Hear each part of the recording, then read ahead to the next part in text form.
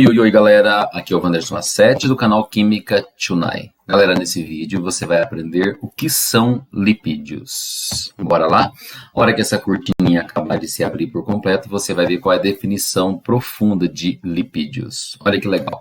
São substâncias untuosas ao tato. O que quer dizer untuosas? Falou em untuosa, você pensou em untar a forma quando se faz um bolo, por exemplo. Você unta com o quê? Com coisas gordurosas, seja óleo, azeite, margarina, manteiga, algo do tipo, não é? Substâncias untuosas ao tato, que deixam uma mancha translúcida sobre o papel. Eles não se dão muito bem com água, mas eles se dão muito bem com solventes orgânicos. Essa é a regra geral. Normalmente os lipídios não se dão bem com água, tudo bem? Origem de lipídios. Bom, origem de lipídios tem a ver com a palavra lipos, que significa gordura. Tranquilo? Show de bola. Aí é o seguinte, os lipídios são materiais gordurosos, deu para você perceber. Eles podem ter origem animal ou vegetal. A maioria deles encaixam-se na função éster, tudo bem? E eles têm um poder calórico muito intenso. Só para curiosidade, cada 1 grama de carboidrato fornece 4 quilocalorias. 1 grama de lipídio fornece mais que o dobro, 9 quilocalorias por grama. Isso vai fazer com que os lipídios tenham uma função energética, inclusive, tudo bem? Mas outras funções que eles podem ter. Quando você estuda membrana celular, você fala de uma bicamada lipídica. Então, os lipídios podem fazer parte da estrutura de uma membrana. O que mais? Vocês vão perceber nessa aula, nesse vídeo, que alguns têm a função hormonal. Beleza? Bom, como o Wanderson já avisou, eles podem ter função enérgica ou energética, armazena energia. Não é à toa que o poder calórico é de 9 quilocalorias por grama, beleza? Alguns lipídios têm a função de isolante térmico, por isso aqueles animais que vivem nos polos normalmente têm uma camada de gordura muito robusta, certo? E alguns lipídios têm a função de impermeabilizante. São as principais funções que os lipídios exercem. Tudo bem? Tranquilo? Eu quero chamar a atenção para uma palavra aqui, ó. A maioria dos lipídios vão ter a função orgânica éster. Maioria. Tranquilo? Show de bola? Agora eu quero falar para você sobre as classes de lipídios. E aí? Quais são elas? A primeira, que é bem bonitinha, bem legal, bem simples, chama-se ceras ou cerídeos. Tá? Mas o que são cerídeos? Primeira palavrinha que surgiu para você aqui, éster. Peraí. Quando se fala de éster, é óbvio que você vai pensar o seguinte: ésteres são obtidos pela reação entre ácido e álcool. É um ácido com um álcool que produz um éster normalmente. Só que no caso dos cerídeos, é um éster que é derivado de quem? Ele tem que ser derivado de um ácido graxo. O que seria, Wanderson, um ácido graxo? Aquele ácido que contém mais do que 10 carbonos na cadeia. Tudo bem? E também não é um álcool qualquer, tem que ser um álcool que eu poderia chamá-lo de graxo. Mas não se usa muito esse termo álcool graxo, certo? Usa-se o termo álcool superior. Mas independente desse nomezinho que apareceu do lado, eu quero que você entenda que o cerídeo ele é um éster, derivado de um ácido que tem mais do que 10 carbonos e também de um álcool que tem mais do que 10 carbonos. Tudo bem? Beleza? Então, primeira coisa importante, cerídeos são ésteres. Beleza. Qual que é a função principal desses caras? Eles são utilizados como impermeabilizantes da superfície das folhas, das frutas e pétalas e por aí vai. Algumas aplicações assim diferentes. Quando você analisa lá a colmeiazinha, né, das abelhas, olha que coisa linda isso aqui, né? Esse material com o qual elas constroem essas colmeias é um tipo de cera ou de cerídeo. Você encontra também cerídeos lá no espermacete da baleia, que tem como uma das funções a flutuação. Tudo bem? Agora eu quero que você olhe com carinho para essa fórmula. Mas eu tenho que decorar que isso é um cerídeo? Não, não é isso. Eu quero chamar a atenção para algumas coisas. Primeiro, eu quero que você olhe para essa fórmula e enxergue que ela é um éster. É possível isso? É verdade. Aqui, ó, C dupla O nos lembra exatamente do éster. Então, isso é um éster. Beleza. Agora, vou pedir para você fazer uma outra coisa. Vou apagar o grupo éster, que eu sei que você já enxergou. Eu vou destacar para vocês esse Ozinho aqui. Ó. Esse O é o divisor de águas aqui. Quer ver? Olha que bonitinho. Do lado esquerdo desse oxigênio, você está vendo uma cadeia bem grande com 16 carbonos. Confere, sabe o que isso significa? Que esse pedaço à esquerda do O veio de um ácido, que é do tipo graxo. Só para curiosidade, o ácido graxo retinho de 16 carbonos chama-se palmítico. É por isso que o éster que você está vendo na sua tela vai chamar palmitato de alguma coisa. Tudo bem? Agora você vai olhar para o lado direito do O. No lado direito, você tem também um fragmento bem grandão, que ultrapassa 10 carbonos. Então isso veio de um álcool grande? Perfeito, veio de um álcool superior. O nome desse álcool, só para curiosidade, um álcool de 16 carbonos em linha reta, chama-se álcool cetílico. Beleza? É por isso que o nome do éster completo é o quê? Palmitato de cetila. Entendeu? Mas o que você precisa saber? Olhar para essa fórmula e enxergar que ela é um éster. Isso eu enxerguei. Perceber que do lado esquerdo do oxigênio, aquele pedaço que veio do ácido tem mais que 10 carbonos, e o outro pedaço que veio de um álcool também tem mais do que 10 carbonos. Pronto, esse éster que você está vendo na sua tela é um exemplo de cera ou cerídeo. Bora lá? Tranquilo? Olha isso agora. Essa é uma classe mais maluca, né? Ela é mais complexa, o nome já diz, né? Lipídios complexos que, por hidrólise, ou seja, quando eles são quebrados na presença de água normalmente, eles produzem um punhado de coisas. O quê? Glicerol ou glicerina. Vou até mostrar no desenho onde que está a glicerina. Essa parte da fórmula que está pintada na cor preta é um resquício da glicerina. Tudo bem? Aí ele fala também, ácidos graxos. Cadê o ácido graxo? Ácido graxo são essas cadeias verde e azul. Olha aqui esse pedacinho verde, grandão, aí, que faz uma dobra, inclusive. Só por curiosidade, se ele dobra é porque ele tem configuração do tipo cis, tá bom? Esse pedacinho verde e esse pedacinho em azul esses dois pedaços representam fragmentos de ácidos graxos. O que mais que tem aí? Dá uma olhadinha na definição lá.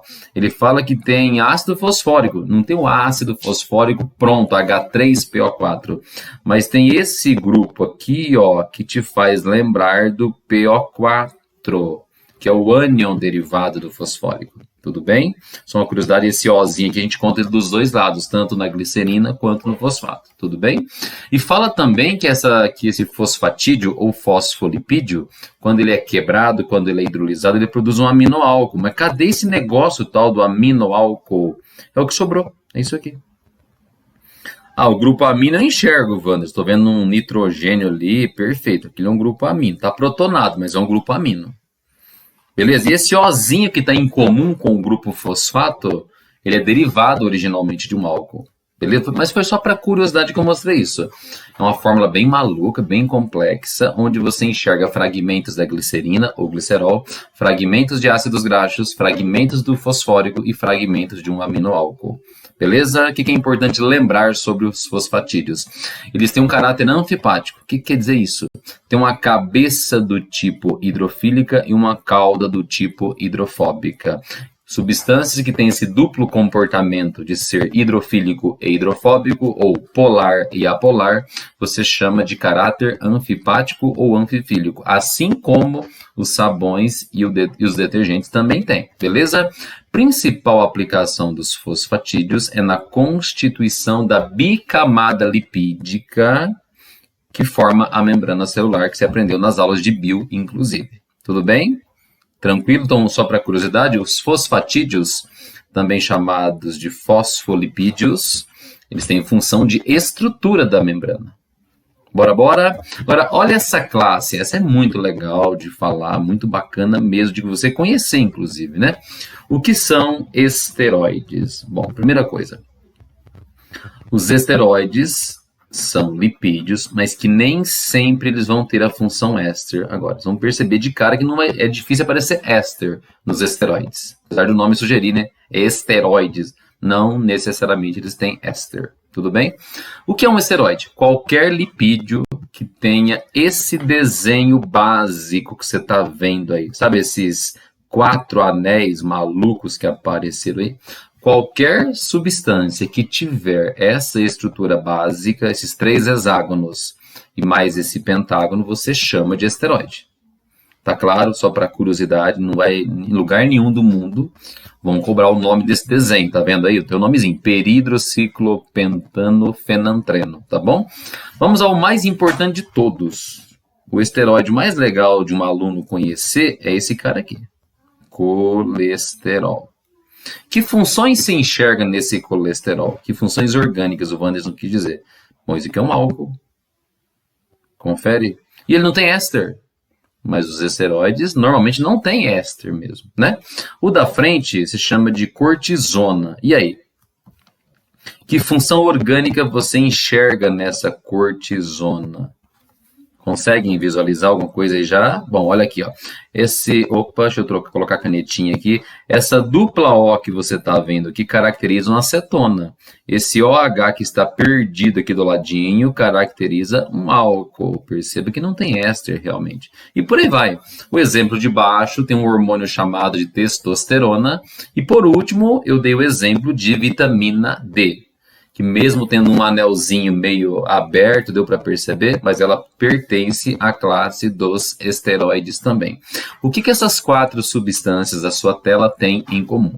Todas elas têm aquele esquema de 3 hexágonos e mais um pentágono. Os 4 desenhos que você está vendo são derivados do peridrociclopentanofenantreno, que é aquela estrutura básica, tudo bem? Mas você me deu a forma do colesterol, né, Wanderson? Mas esse colesterol que você desenhou aí, ele é o bom ou ele é o ruim? Galera, é o seguinte, colesterol existe um só. Só esse desenho que você está vendo aí. Agora, dependendo das lipoproteínas que ele esteja associado, aí ele pode ser bom ou ele pode ser ruim. Quando ele está associado a lipoproteínas de baixa densidade, em inglês, baixa é low. Ele é um LDL. Quando ele estiver associado a lipoproteínas de alta, high densidade, aí ele é o HDL. Certo? Então depende com quem que ele está, para você classificá-lo como bom ou como ruim. Ou mal, sei lá qual é o melhor nome para isso. Tudo bem? Tranquilo, fácil de identificar um esteroide, não é? Basta enxergar os 3 hexágonos e aquele pentágonozinho. Pronto, fechou. Tranquilo? Daria para aparecer numa prova de repente para vocês os esteroides anabolizantes também. Faz o cara ficar grandão. De certa forma, se é um esteroide, ele tem a mesma estrutura, o mesmo esquema básico. Bora? E a última classe que eu ensino para você nessa aula chama-se glicerídeos. Beleza? É a classe que mais você vê em provas de vestibulares, em provas de avaliação seriada, nas provas do Enem. Beleza? Vale a pena você conhecer um pouquinho de glicerídeos. E aí? O que são glicerídeos? Primeira palavra que eu vou destacar para você, ésteres. Espera aí. O que a gente precisa para fabricar um éster? A gente precisa de um ácido e de um álcool. Isso é um jeito. É o que a gente mais conhece, né? Só que o ácido, nesse caso, não é um ácido qualquer.